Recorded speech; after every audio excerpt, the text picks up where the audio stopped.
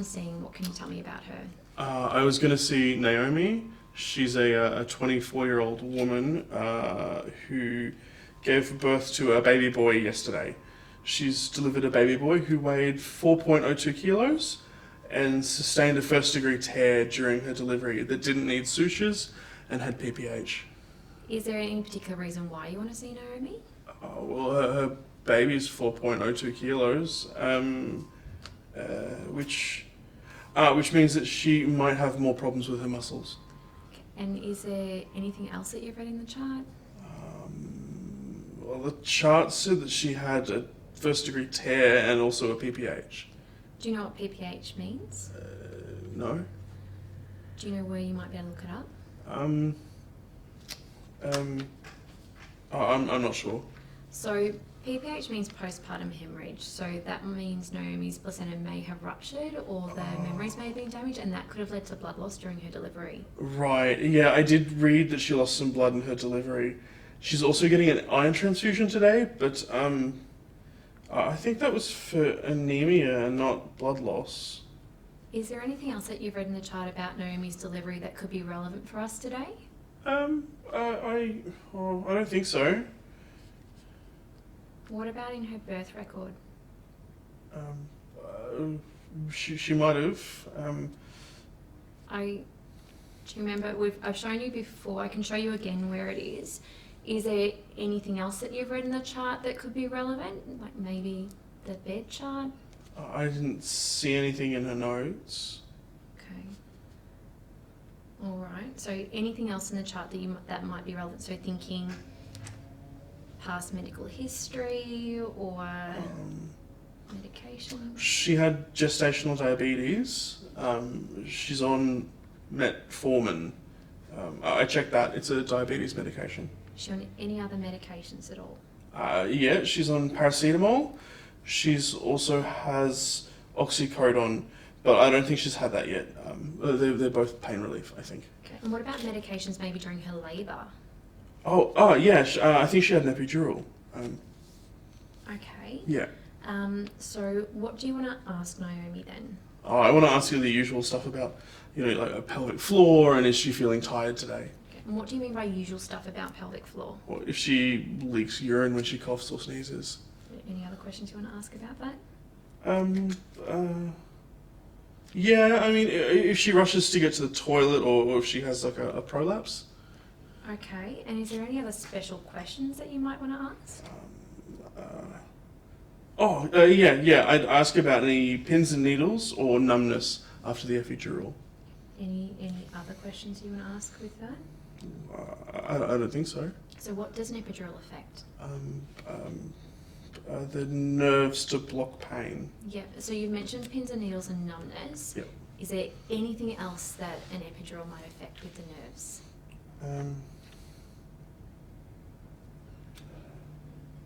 Weakness? Yeah, okay, so weakness would be the other thing. Okay, so what would you then want to go through with her today? I'll also go through all the education in the handout, like pelvic floor muscles, exercises, and also recovery after pregnancy. Is there anything else that you want to provide education on? Yeah. A healthy bladder and bowel habits. Okay, you mentioned pelvic floor before. What about teaching pelvic floor exercises? Yeah, I was going to do that when I asked about the pelvic floor stuff. All right, so when do you want to go see Naomi? I was thinking now. Okay, so there'll be a few things that we want to check first. So I'll go have a look at the birth record, and I might just get you to double check through the handout before we go and see her, but we can go see her now. Okay. Hi Naomi, my name's Ryan and I'm a physiotherapy student, and this is my educator Julie. Hi Naomi. Hi. Congratulations on the birth of your baby boy. Have you picked a name? Yeah, we've decided on Oliver. Oh, cool. That's a really nice name. We're coming to see you today to give you some information about your recovery after your delivery and pregnancy, particularly about your pelvic floor. Would that be okay? Yeah, that's actually really good. I used to do lots of running before I had my first son, and I tried to get back into it, but I just noticed that I'd sometimes leak a little bit. I've looked up all this stuff about Kegel exercises, and I've been squeezing those muscles, but hasn't really helped. Oh, okay, well, we should be able to help with that. How are you feeling today? Yeah, not too bad. A little bit tender and I'm just exhausted. Oh, okay, where are you tender? Just a little bit sore around the vagina. Okay. Can I ask, have you noticed any pins and needles or numbness or weakness in your legs? No, not since yesterday afternoon. I didn't notice anything this morning. So what we go through today will be in this handout as well. So for your first few days, you want to avoid standing or sitting for a long time, and you want to have regular rest, lying down flat or on your side. This so you can reduce pressure on your muscles, help with reducing swelling in the area. You can also use ice packs if you need to.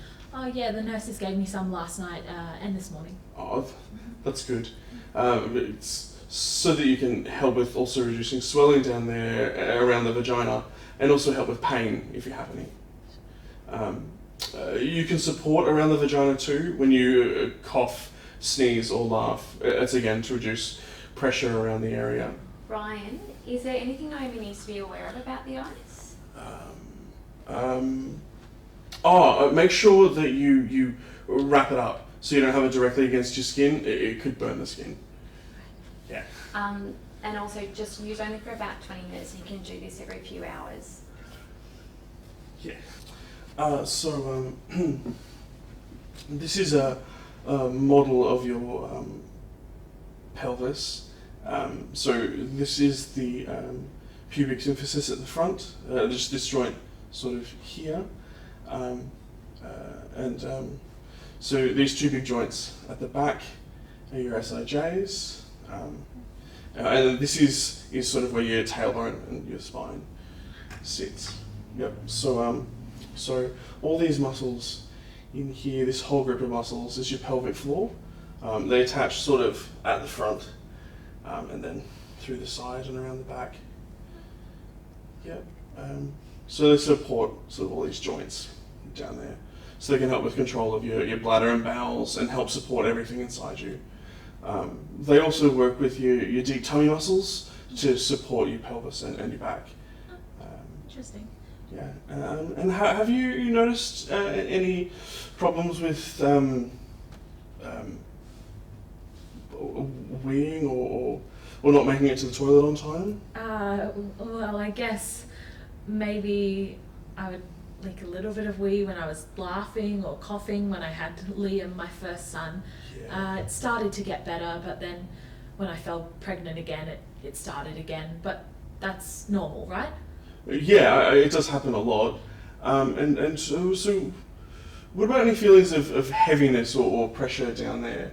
No, not really. I did have some back pain, but that's settled now. The doctor said it might have been where the baby was sitting. Ryan, can you tell Naomi about why she might have been leaking? Yeah. Sometimes we leak because our pelvic floor muscles just get really weak during pregnancy. Yeah, and the pelvic floor muscles can also be put on stretch just because of the weight from the baby from above, and also because some of the hormones that are released during pregnancy called relaxin, these can soften and stretch the muscles. So sometimes the pelvic floor muscles actually have to work harder to try and achieve the same contraction that they would have had to do before. Yeah. So we want to get your muscles strong again. We might practice that stuff now. Oh, okay. Is it a little bit too soon to be doing those kinds of exercises? No, doing your exercises early is okay. It can help you recover. Oh, okay. Yeah, and you said you've done pelvic floor exercises before, and I want to check how you're doing with that. I can check how your muscles are working by feeling through the side of your abdominal muscles, because these muscles usually sort of work together. Yeah, is that okay? Yeah, that's fine. I'm going to get you to lie down flat. Sure. Okay, so Ryan, before Naomi lies down, is there anything that she should be doing first? Oh yeah, I also want to check see if you have any separation of your abdominal muscles. how might that occur? Yeah, the baby can stretch the abdominal muscles, causing them to separate. It can happen a bit. Okay, and Naomi, just for future, so rather than just lying down like you just have, which uses your abdominal muscles a lot, to try and reduce pressure on your abdominals and your pelvic floor, I actually want you to try and roll onto your side and lower, or not sit straight up and lower down as you just did. Actually go onto your side and then roll onto your back. Sure. Okay, so what I'd like to do is just feel the bony point on your hip. Is it okay if I can get you to push down the waistband of your pants? Sure.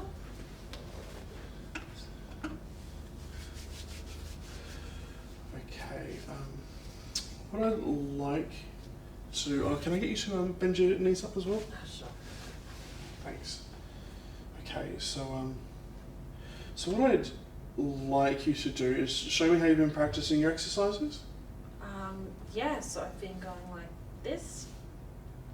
Yeah, that's really good. That's what we get you to practice. Ryan, can you explain to Naomi a little bit more about how often you want to be practicing? Oh, just try to hold for as long as you can, and then do it for a few times and sort of gradually try to increase. So Naomi, as we said before, so trying to hold for 3 seconds, doing 4 in a row to start with. You'll do that 3 times a day, and then slowly increasing it over the next 6 weeks. And you can also do this in different positions, so it doesn't just have to be lying. You can try and sitting, maybe standing. I also want to check for any separation of your abdominal muscles. Is it okay if I get you to lift your shirt up, sort of just above your belly button? Sure.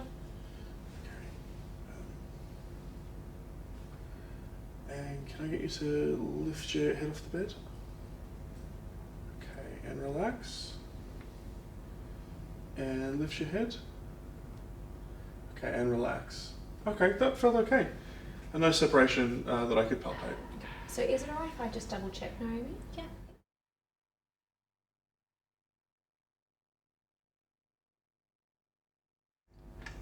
Okay, so I agree. I don't feel any separation, but I'm also not noticing any coning or bulging through here. So yeah, I don't think there's any separation.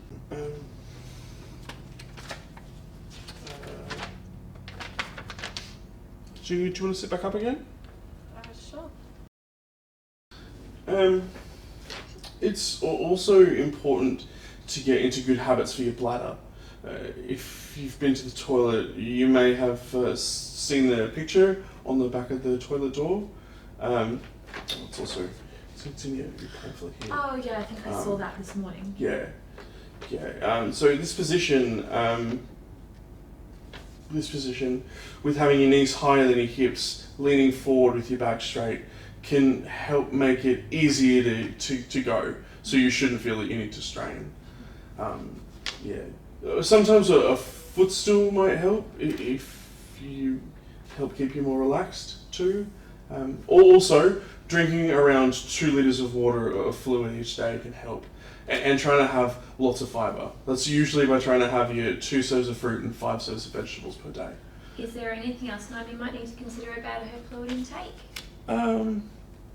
Just try to have about 2 litres. What about if Naomi's breastfeeding? Are you breastfeeding? Yeah, well, we're trying. We're just trying to find the right position for him to be able to attach. Oh, right. Yeah, you need to drink more because Oliver's taking some of your fluid. You should be drinking about half to 1 litre extra while you're breastfeeding. Okay. Also, with feeding, it's important to make sure you're comfortable too.